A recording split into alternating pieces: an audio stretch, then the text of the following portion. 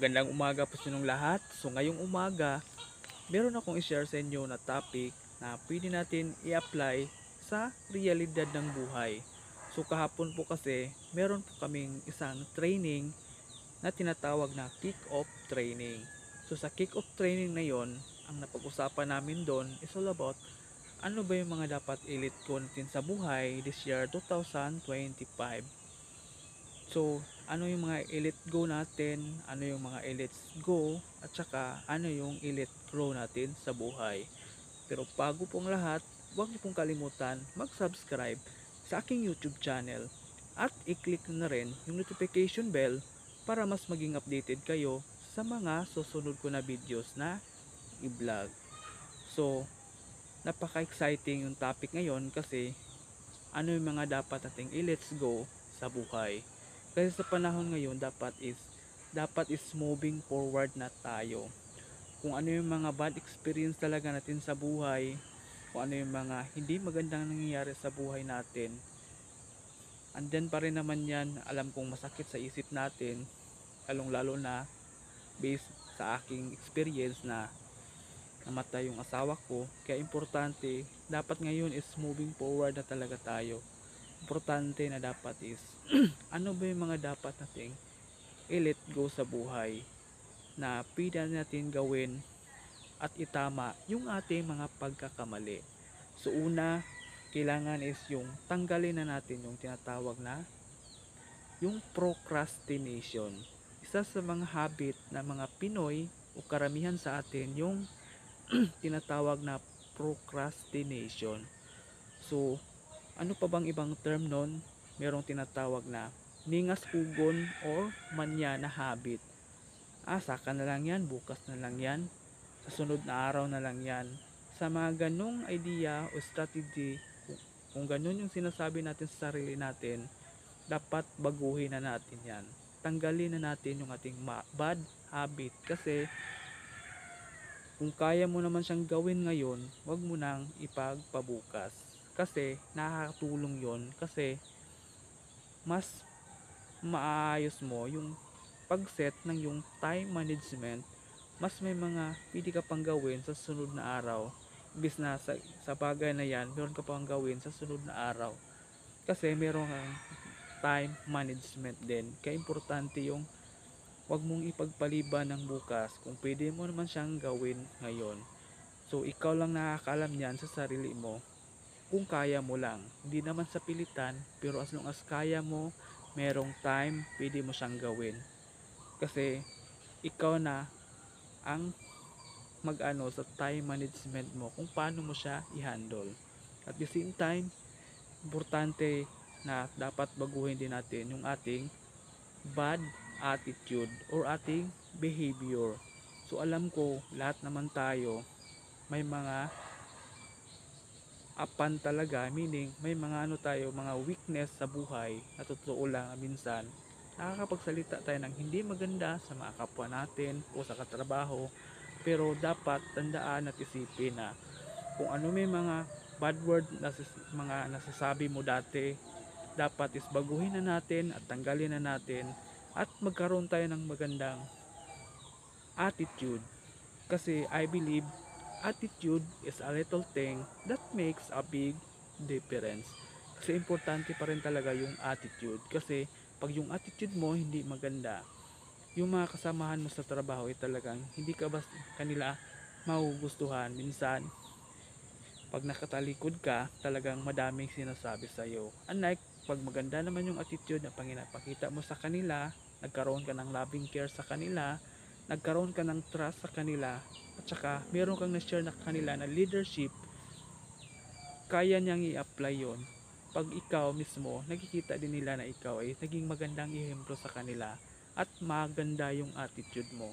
So, importante yung attitude na importante na dapat baguhin natin. Pag meron kang bad behavior, pwede mo namang itama yung ano yung mga pagkakamali mo sa buhay. Kasi aminin natin na lahat naman po tayo ay nagkakamali sa buhay. Ika nga nila, learning from your mistakes. Because I believe mistakes is a very powerful way to change you. Kaya huwag katakot magkamali.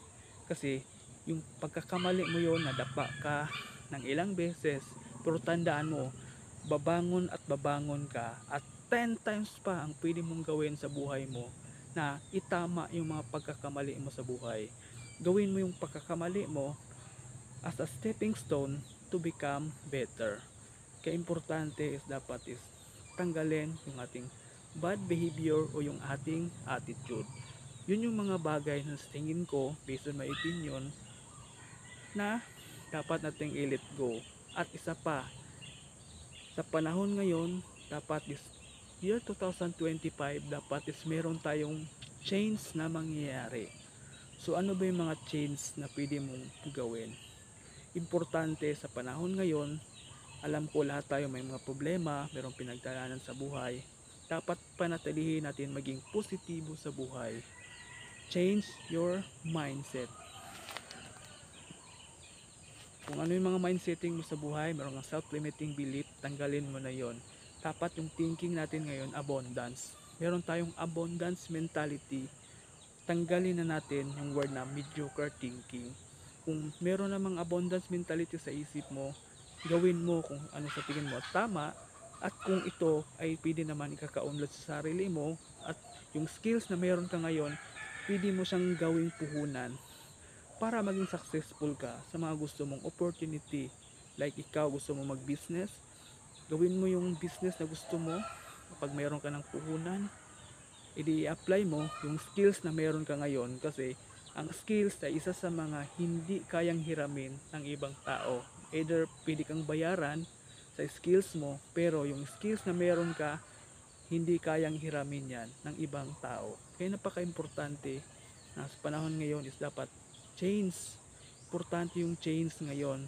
Change from negative ka masyado, dapat maging positibo ka sa buhay. Kasi I believe, meron tayong tinatawag na law of attraction. Pag negative ka masyado, yung result mo negative din. Pag napaka-positive mong tao, tandaan mo, magiging positibo rin yung result mo.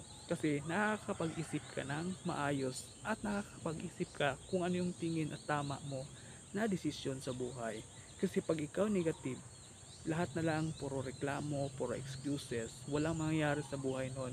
Ang importante ngayon is action. Napaka-importante yon.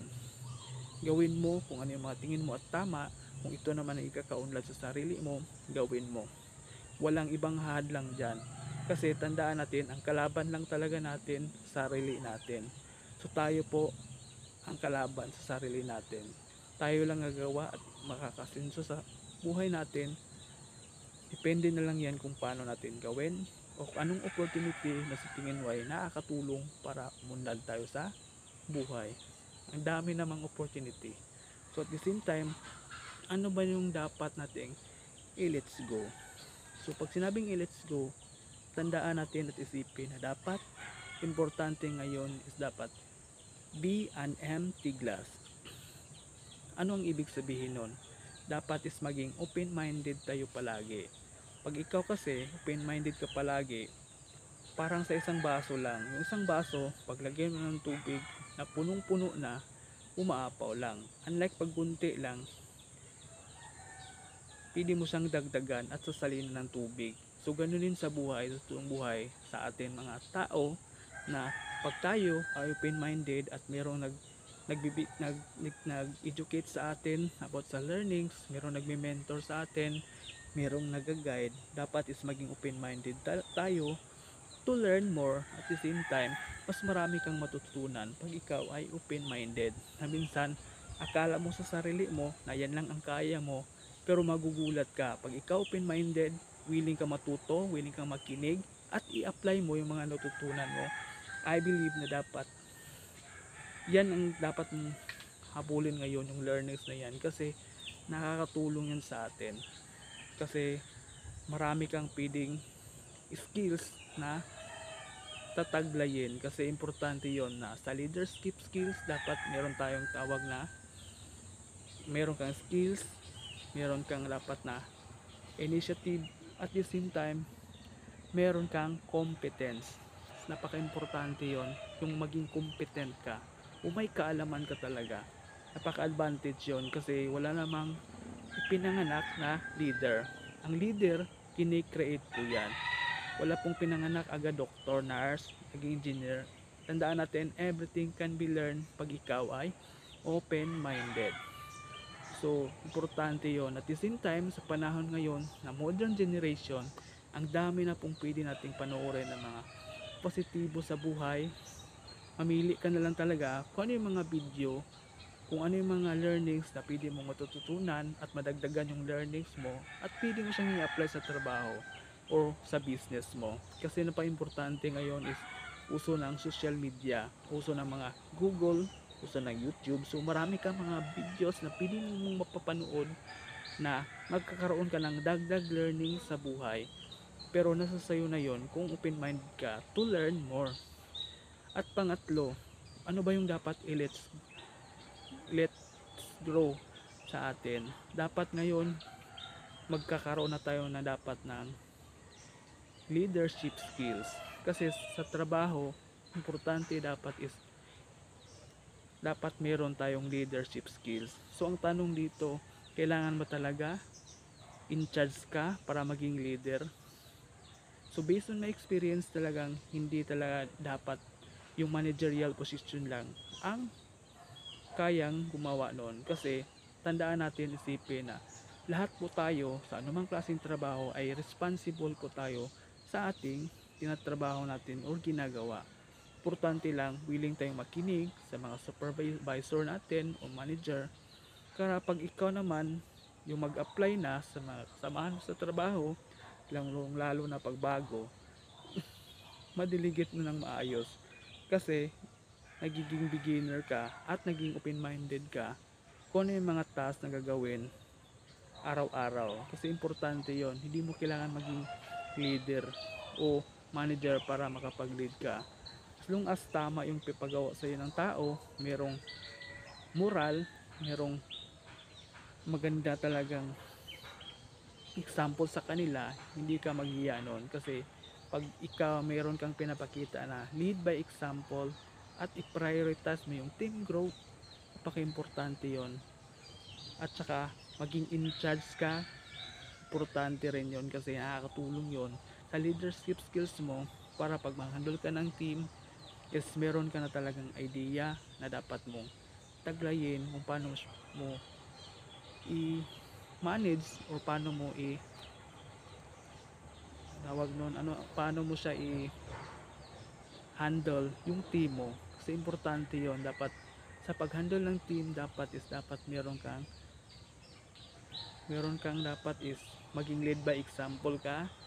You have to be in charge at saka know their weakness and their strength. Kasi ang tao, iba-iba tayo. Minsan may mga tao talagang mahina pumick up, mahina yung isip nila sa ganon. Pero pag yan, tinuran mo ng maayos at merong notebook at ballpen, talagang matututo yan. Kasi pag yan lagi niyang binubuklat yung nasa kopya niya, makakabisado na yan. At saka dala-dala niya yan kahit saan siya magpunta. Importante pa rin yun na dapat is ngayon na dapat hindi naman kailangan sobrang talino para matutunan mo isang bagay. Kasi tandaan, the weakest pen is mightier than your sharpest mind. Kahit hindi ka magaling o kahit hindi ka matalino, pag may ballpen ka at papel, lahat ng pwede mong gawin sa trabaho, pwede mo siya nang ma-apply ng tama as long as meron kang ballpen tsaka papel. Kasi pag makalimutan mo, maaalala mo yon kasi may kopya ka. Pero paano pag wala kang kopya at the same time yung measurement, mahirap pag manghuhula lang, lalong lalo na pag ikaw ay nasa mga area ng bakery, yung mga cold kitchen o ganon, tsaka yung mga pastry, ang hirap sa mga ganong oportunidad, tansya-tansya lang. Okay lang pag sa kusinero, pag mga timpla-timpla kasi pwede mong i-adjust. Pag mga ganong section na yun, ang hirap. Kaya importante pa rin na dapat is magkaroon tayo ng leadership skills, magkaroon tayong loving care sa bawat isa, lalong lalo na sa trabaho natin. At saka trust, importante yung trust sa kasamahan mo sa trabaho. At magkakaroon ka lang ng trust sa kasamahan mo pag yun ay naturuan mo ng tama at na-delegate mo ng maayos kung ano yung mga task o daily cycle sa araw-araw na trabaho, kung ano yung mga dapat gawin. Kasi pag naturo mo yun, kahit di off ka, wala ka, kaya nilang gawin kung ano yung ginawa mo kasi naituro mo ng tama. Kaya doon ka magkakaroon ng trust. Hindi ka magkakaroon ng trust sa kasama mo pag ikaw hindi mo siya tinuruan kung ano yung tama at kung ano yung magandang gawin para i-apply na rin niya sa trabaho. So yun lang po. Maraming salamat po. Sana makatulong tong video na to sa year 2025 na pwede natin i-apply sa totoong buhay. So yun lang po. Maraming salamat po. Thank you.